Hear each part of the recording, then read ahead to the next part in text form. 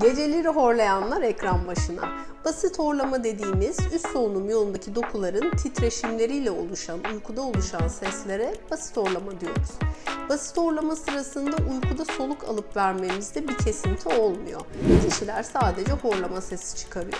Peki bu neden kaynaklanıyor? Hem kişilerin anatomik yapılarından dolayı olabiliyor. Yine gebe kişilerde horlamaları görebiliyoruz. Alkol kullanımı sonrasında yumuşak dokuda gevşeme, kaslardaki gevşeme sebebiyle yine horlama olabiliyor.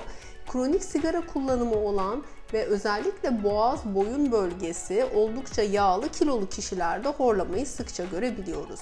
Peki horlamayı tedavi etmemiz gerekiyor mu? Aslında evet. Hem sosyal partnerlerin uyumu dışında yapılan çalışmalar göstermiş ki uzunca yıllar horlayan kişilerde beraberinde nefes durması ekleniyor. Yani obstrüktif apne sendromu birlikteliği çok sık gözüküyor.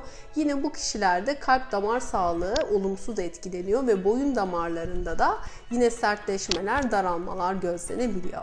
O yüzden horlamanız varsa lütfen kendinizi muayene ettirin. Sağlıcakla kalın.